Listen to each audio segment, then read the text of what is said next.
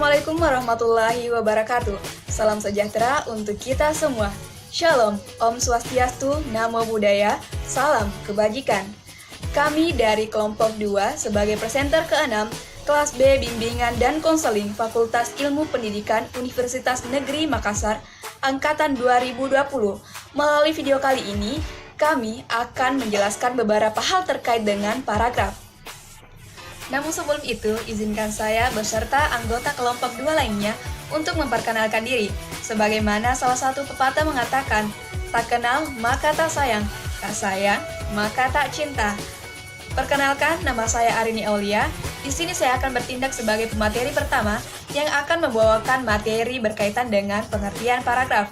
Dan untuk pemateri kedua, MH Yomil Patra yang akan membawakan materi kegunaan paragraf.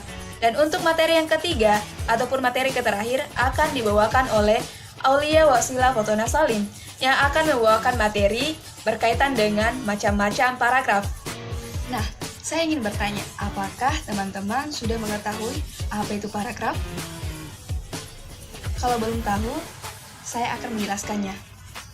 Paragraf adalah suatu kumpulan beberapa kalimat yang biasanya hanya mempunyai satu ide pokok di dalamnya, yang dalam penulisannya menjorok ke dalam ataupun menggunakan baris baru.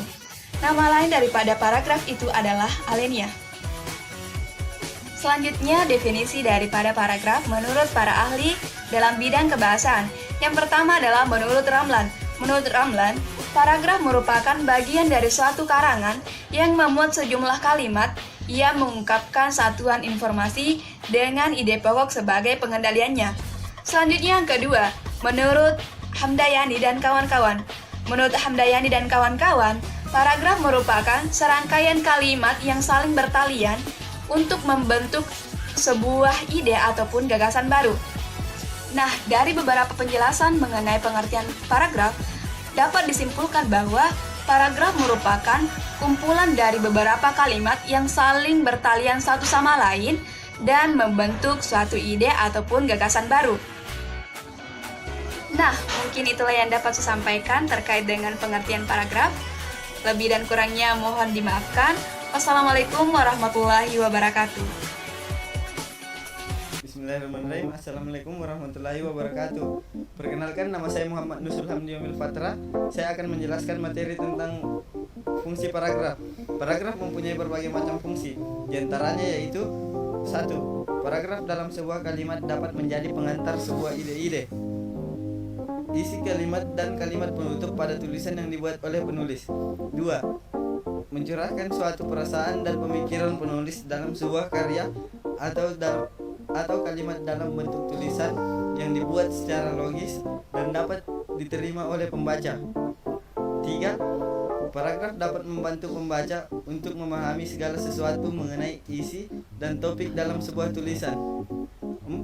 Memudahkan penulis untuk menyusun ide-ide tentang tulisan yang akan dibuatnya. 5. Dapat membantu penulis dan mengembangkan gagasan-gagasan atau ide dari segala sesuatu yang berhubungan dengan topik yang ingin ditulis menjadi sebuah karya tulis. Assalamualaikum warahmatullahi wabarakatuh. Perkenalkan, nama saya Aulia Wasilah Fotona Salim. Di sini saya akan membahas tentang macam-macam paragraf. Paragraf digolongkan menjadi beberapa jenis, di antaranya yaitu paragraf berdasarkan fungsinya, letak gagasan utama, dan isinya. Mari kita bahas satu-satu. Jenis paragraf berdasarkan fungsi dibedakan menjadi 4. Yang pertama yaitu paragraf pembuka.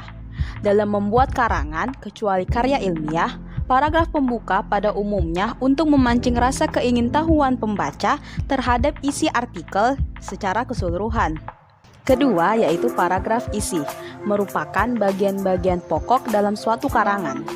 Ketiga yaitu paragraf penutup, biasanya berisikan tentang kesimpulan, saran, ringkasan, harapan, ataupun penekanan kembali tentang hal-hal penting yang terdapat di dalam karangan.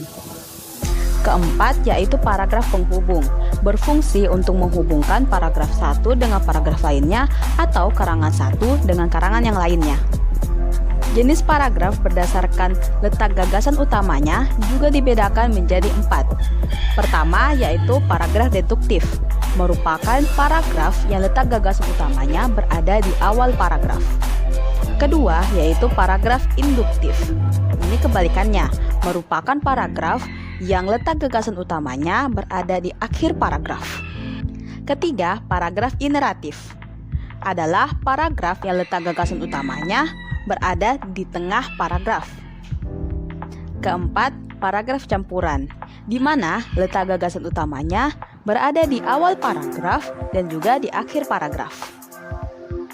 Jenis paragraf berdasarkan isinya dibedakan menjadi 5. Pertama, yaitu paragraf eksposisi, merupakan paragraf yang isinya bertujuan untuk memberikan penjelasan atau pengertian secara singkat dan padat. Contohnya itu seperti ini. Kegiatan dalam merayakan Hari Ulang Tahun TNI ke-72 tanggal 5 Oktober 2017 di Banda Aceh membuat para warga turut serta mengikuti serangkaian acara seperti marching band, tari saman, dan lain sebagainya. Kedua, yaitu paragraf deskriptif. Paragraf ini adalah suatu kalimat yang memaparkan isi gambaran pada suatu keadaan atau suatu peristiwa dalam bentuk tulisan sehingga para pembaca seolah-olah dapat melihat, mendengar, dan merasakan peristiwa yang diceritakan. Contoh, saat kue coklat buatan ibuku dihidangkan untukku, aroma coklatnya langsung tercium enak di hidungku. Saat aku mencoba memakannya, bentuk dan rasa manisnya membuat lidahku bergoyang. Sungguh, ibuku pandai sekali membuat kue coklat ini. Ketiga, paragraf persuasif. Paragraf yang dimana isinya dapat memengaruhi atau membujuk pembaca untuk tertarik dengan gagasan atau ajakan yang dibuat. Contohnya, membaca merupakan faktor penting dalam menguasai berbagai ilmu pengetahuan. Sebab, seseorang yang tidak memiliki minat membaca pasti tidak banyak memiliki ilmu pengetahuan, karena biasanya ilmu pengetahuan bersumber dari buku. Jadi, di sini pengarang memberitahukan kepada kita bahwa rajinlah dan biasakanlah membaca buku supaya ilmu pengetahuan kita semakin meningkat dan terus meningkat. Keempat, paragraf argumentasi adalah suatu kalimat paragraf yang isinya dapat meyakinkan pembaca sehingga memperoleh dan menerima gagasan dalam sebuah karya yang ditulis oleh penulis. Contoh, membaca memang merupakan faktor penting dalam menguasai berbagai ilmu pengetahuan. Seorang penasihat hukum pasti selalu membaca buku-buku yang terkait tentang hukum. Sebab, jika tidak membaca buku hukum, pasti ia akan merasa kesulitan dan tidak tahu apa saja pasal-pasal yang tertera pada hukum. Contoh argumentasi ini memberitahukan kita sebagai mahasiswa, jika tidak mau membaca buku, maka kita juga akan kesulitan dalam menjawab soal-soal dari dosen. Jadi, sering-sering membaca buku ya. Kelima, paragraf narasi. Suatu kalimat paragraf di mana isinya menceritakan suatu peristiwa atau sebuah masalah sehingga membuat pembaca menjadi terhibur atau terharu. Contohnya seperti, beberapa hari yang lalu kami pergi ke sebuah pusat wisata di Jakarta. Kami pergi dengan 2 mobil pribadi. Mobil kami melaju cukup cepat beriringan dengan mobil lainnya. Perjalanan menjadi sangat menyenangkan, semua orang tampak gembira. Cahaya sinar matahari menyinari kami sehingga membuat pemandangan dari kaca mobil terlihat indah. Baiklah, itu saja yang bisa saya sampaikan. Wassalamualaikum warahmatullahi wabarakatuh. Baiklah, itulah sekian video dari presentasi kami membahas pengertian, tujuan, dan macam-macam paragraf. Mohon maaf apabila ada kesalahan kata atau kekurangan dalam menyusun video ini. Semoga video kami dapat membantu